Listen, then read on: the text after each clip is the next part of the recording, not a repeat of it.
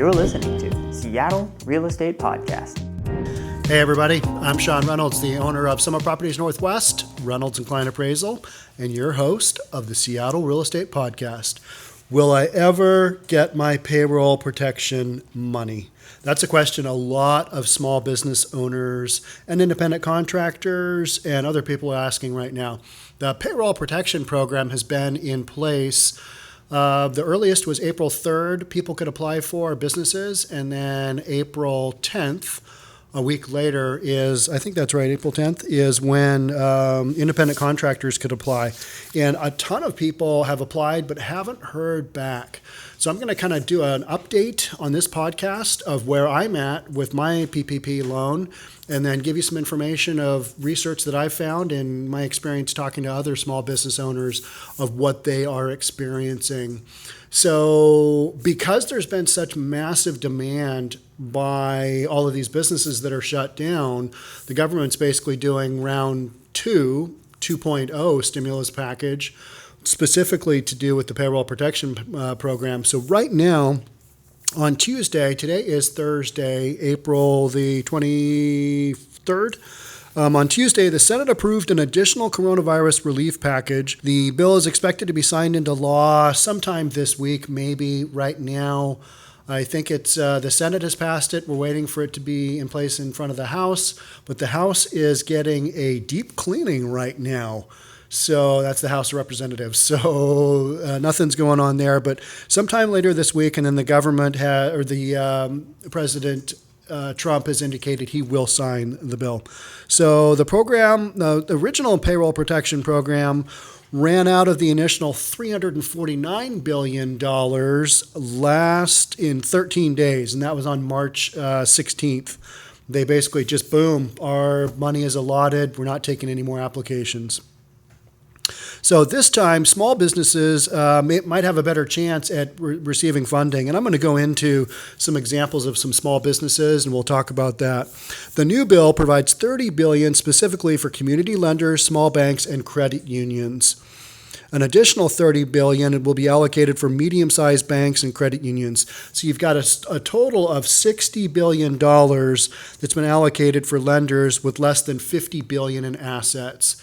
So if you have applied and you haven't heard anything or you haven't gotten anywhere, the thing you might take a look at is go to a small community bank or a credit union, somebody smaller. So don't think Chase, don't think Wells Fargo, think somebody local. And you might have a much better chance there. And I've got a couple of examples of people who have done just that. They've gone from Wells and they've gone to a small community lender and they've gotten much better service and much better timing. So each of these entities, each of these big banks or small banks gets allotted so much in funding, and then they just fill applications up as much as they can. And so you might have better luck with a small lender in this case. So in my case, I applied on the 4th of April. And I've got and that was for business payroll, basically. That's what we're talking about. I got a notification from the Small Business Administration. Congratulations, your loan application was approved. I've got an SBA number. I've got an approval. I've got an approval amount up to. And then it basically says, so what's next? You'll be notified by one of the lender's underwriters for any additional documents and underwriting needs. All right, cool. The lender needs you to respond as quickly as possible to any additional requests to avoid the final approval of funding being delayed. Once final approval is determined, the lender will send closing documents and gather final signatures. This may take a few days because the lender needs to go through each file one by one. Per the SBA guidelines, the lender has up to 10 days from the approval to fund the loan. That's good. During these 10 days, they will perform final underwriting and ensure the loan amount is correct and does not need to be adjusted. This will also do a check for fraudulent activity. So that sounds good. And I've had text conversations. We applied with Lendio, which was a lending platform that we saw, Darian Dunstan, social media guy, he saw on CNBC. So we decided I don't have a strong at the time, my bank that I have all my business accounts with and my personal accounts, which was Boeing Employee Credit Union, it was kind of unclear to me whether or not they were doing SBA loans, because typically they are not an SBA lender, is what I could figure out. So we went with basically a broker, and they've hooked us up with Ready Capital, and then Ready Capital is out of New Jersey. Don't know anything really about Lendio, although we have seen some pretty good reports with their name in them. And then Ready Capital, I know nothing about, but without a strong relationship, we're kind of just rolling the dice, see where it would go. And so far, so good. I'm not complaining. They've been very good about keeping us up to date. I have a contact. Her name is Kenzie. She texts me with updates now and then. They have wanted a couple of different things, and I've given them that. Basically, now I'm kind of in the holding pattern. And my initial thought was, nobody really knows how all this funding is going to go, so you just have to be patient. But what you do want to know is that you're in the queue somewhere. If you're a small business and your state is shut down, you want to know kind of where you're at. So Lendio's done a great job of letting us know, hey, here's where you sit. But now we're kind of at that final stage of, all right, what am I waiting for? And what you're waiting for is just billions of dollars to go through a program that was basically put together in the last month. All of this is so quick and so fast, and it involves so many bodies, and it involves, federal government basically throwing these bills out and, hey, let's get this going because we need more money to these people. And I don't think it was a big surprise that the money ran out for these payroll protection program. And I'll also be talking about, hey, what if money runs out again? So we've got $60 billion to smaller lenders that is going to be going out. I'm not going to get into the specifics of the payroll protection program because I've already done a podcast on that. So a question that I'm being asked all the time right now is, my bank never responded to the application I filed before the initial $349 billion was exhausted. Should I apply again? So the reason I'm doing this podcast now is that I think we are super close to having the next 300 and whatever billion go in place. And applications from the first time around, those will get funded. A lot of those will get funded with the second round of funding, but there will also be new applications accepted. So if you thought you missed it on the first one, apply now. That's kind of the advice I'm giving to people. I'm not a payroll protection guy, specialist. I've just been through the process, and I've done a lot of research, both for the podcasts and to help other small business owners. So my bank never responded to the application I filed before the initial $349 billion was exhausted. Should I apply again? And the answer was basically yes. Nearly 80% of the small businesses that applied for a loan were still waiting for an answer as of April 17th. That was the day after the initial $349 billion was taken up. So 80% of businesses that applied for this, that need the money, 8 out of 10, most all those people are still waiting. Now, a lot of those have been funded since then. We're filming now on April 23rd, so a week has gone by. I've heard of multiple businesses that have gotten funding. My buddy Dan Flitch, who I've had on this podcast, who owns 2 bars, he got funding earlier this week on Monday, and then he got funding for the second one of his bar on Wednesday. That's a guy who really needs funding because those businesses are super hard hit when you shut down because they have no ability other than some takeout orders. When you're a bar and most all your income is dependent upon having a location that's open, and you've got massive expenses, those are the businesses that really need it. Not the Shake Shacks of the world, not the Ruth Chris House. And I think Harvard School just gave back their $10 million loan. So, and these are loans up to $10 million. And there is funding for businesses above and beyond that, but I'm not really focusing on that. I'm focusing just basically on small businesses. So yes, and these loans are a first come, first service. So if you didn't get, and if you don't really know where your loan is on the first go around, do some research, check out some other places, maybe check out some other SBA lenders, look through your own bank accounts first, see who you do business with, and see if there's somebody else that you might have a contact with. Maybe even look through your LinkedIn, look at your Facebook. Oh yeah, hey, I know that guy. He works at this bank. See if you have an in anywhere, because these lenders know that they have to help people. These are going through SBA, which is Small Business Administration. and everybody's in need of a loan right now. So people are looking to help other people, but there's just been such a massive run on this program that's why we are, a couple of weeks in, we're already looking at the second round of funding from the federal government. So the answer is yes, go ahead and apply for the loan. So after the initial $349 billion was exhausted, many banks continue to process applications that they plan to submit once the program receives more funding. So you need to be able to get in line with that. So get your application in if you haven't already.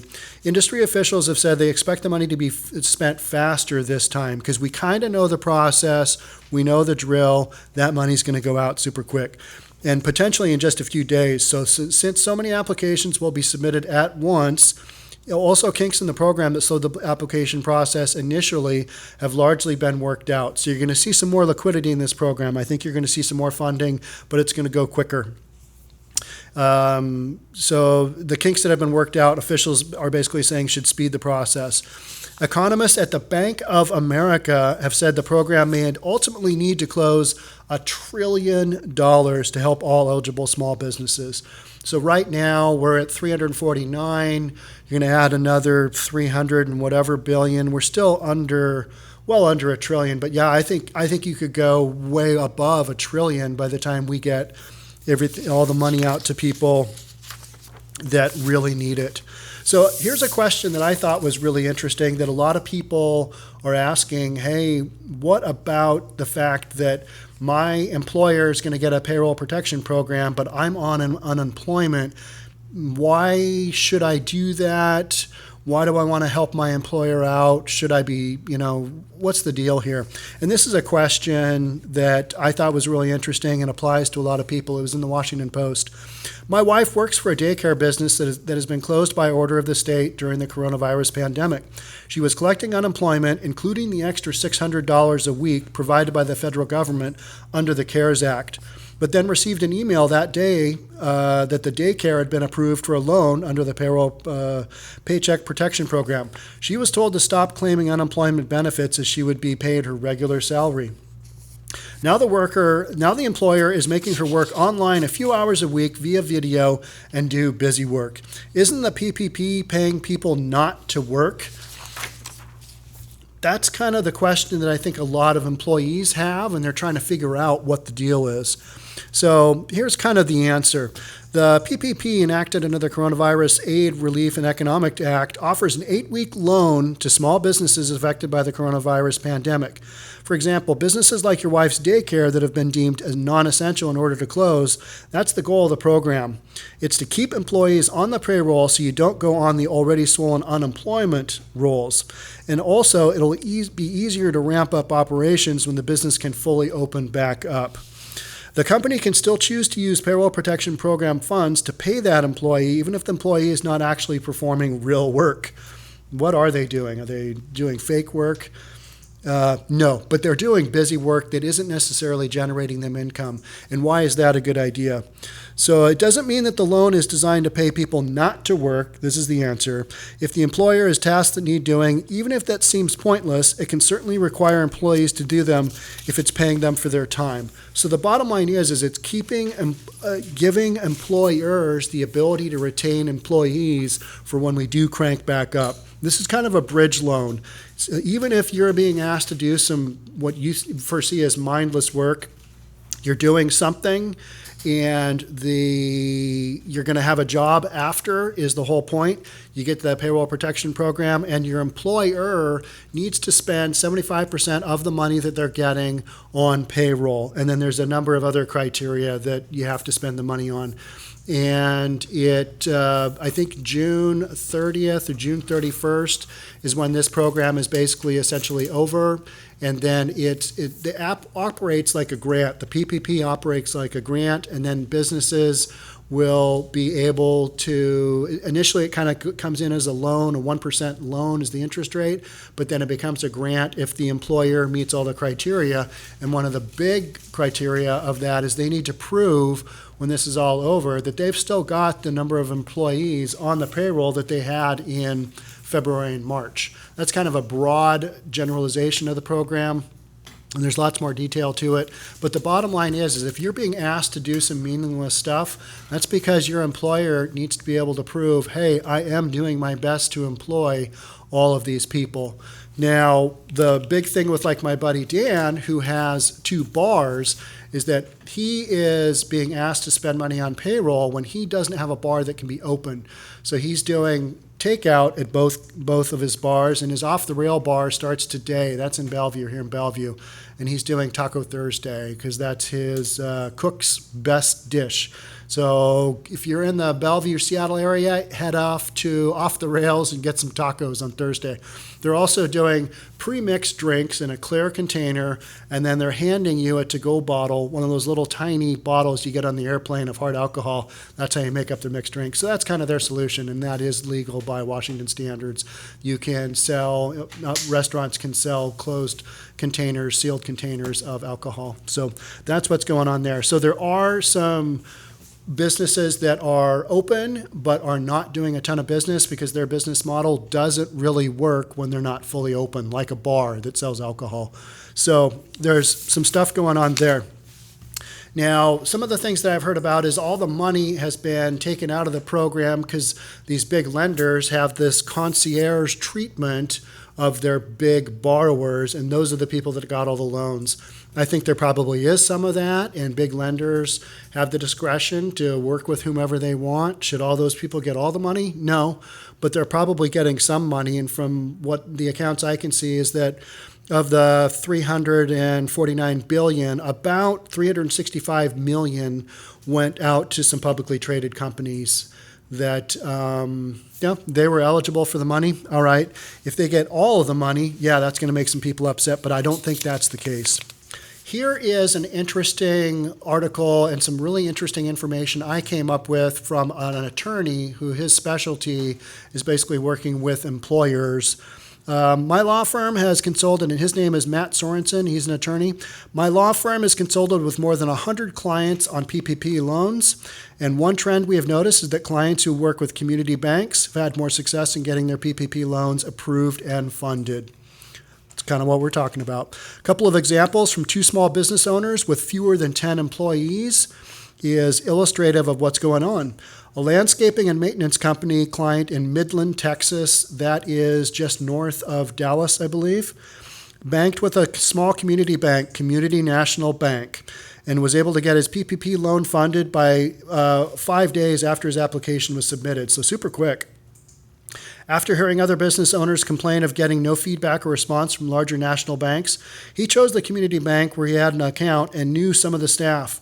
Another example would be a building contractor client in Salt Lake City, Utah, who was not even allowed to apply and was instead put on a wait list to submit their PPP loan by Wells Fargo, who was their regular bank. But instead of waiting, the business owner chased down an old friend who was a branch manager at a small credit union to see if they could assist. The credit union had the PPP loan approved and funded within 3 days. Wells Fargo, who had regulatory issues in issuing PPP loans past $10 billion, was still not even taking applications at this point.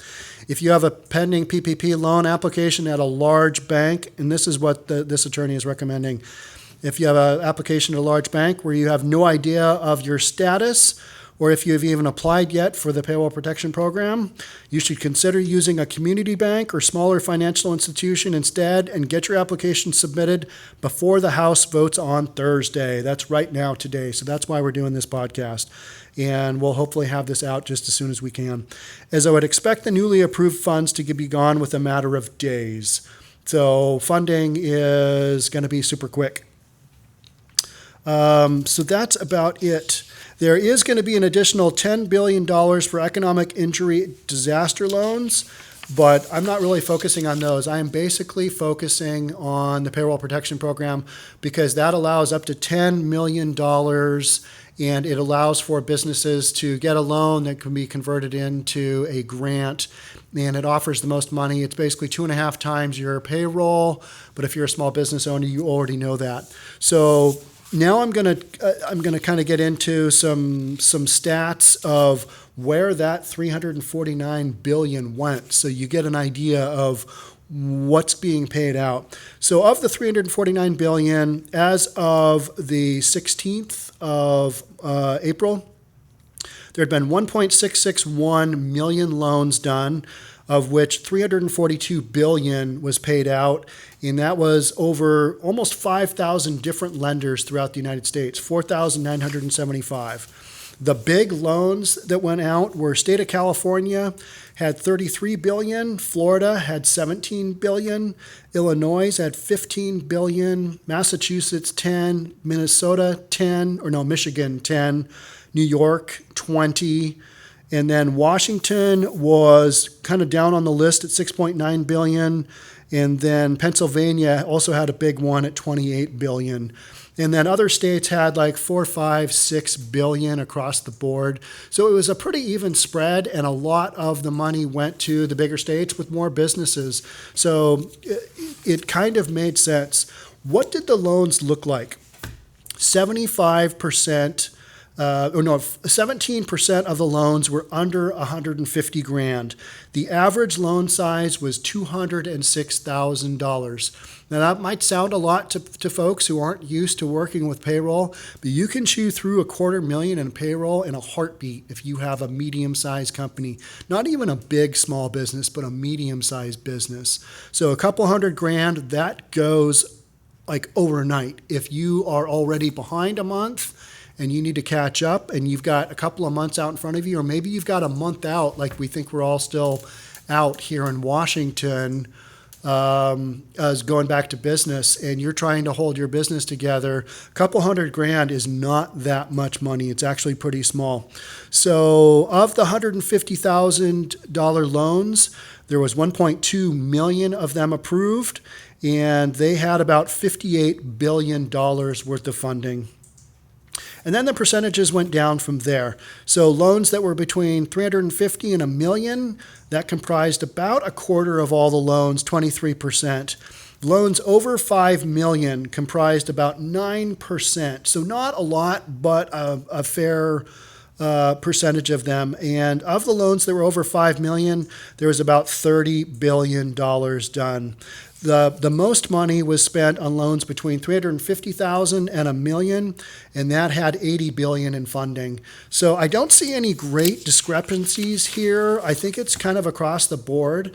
And the sectors that those went out to, just going to read you off the top 5, and you can look this up on the SBA website.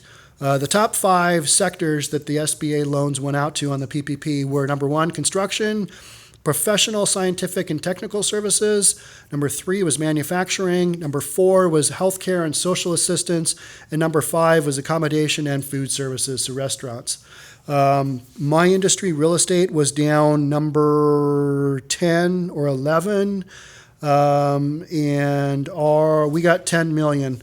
The number 1 industry, construction, got just about 45 billion. And that makes sense because they are a massive industry with a lot of payroll and some big overhead. And here in the state of Washington, those guys will get phased back in, but they're just flat not working unless you're working on a conveniently governmental project. So that's it. So that is about it on the Payroll Protection Program update. If something happens where the second round of funding doesn't happen, I'll do a quick update on that, but expect to see that happen in the next couple of days. Maybe by the time you're watching this, it's already happened. But the information I'm giving out right now is relevant as of right now today. This is a super quick moving situation. So if you haven't got your money, if you're in line, check to see where you're at with your application. Log on to wherever you did. Check to see your application. There isn't anything new there. Because so much of this is it's a moving target. You don't really know what the deal is, so you got to pay attention, be ready to move quickly. And so with all of you out there, best of luck getting those loans funded. whatever I can do. Hit me up in the comments on YouTube. If you're watching this up on YouTube, I'll answer what questions I can. But hang in there is the bottom line to so many of the small businesses that are looking for funding, because so many people are hurting. You are not alone. And I think funding will come through. I think you're going to have a third, even a fourth round of funding on this, because you can't just say, oh, if you didn't get it in the first couple of rounds, you're out of luck. You're going to have to fund this. The federal government's going to need to stick with this as well, and it's going to go in rounds. So round 2, hopefully a lot more people will get funded. All right. Again, I'm Sean Reynolds from Summit Properties Northwest, Reynolds and Kline Appraisal, and the Seattle Real Estate Podcast. Thank you so much for watching on YouTube, listening on the podcast platforms. We're doing a daily podcast, so tune in for information regarding the shutdown and everything else that's going on. Thanks so much for watching. Thanks so much for listening. We'll catch you in the next one. All right, bye.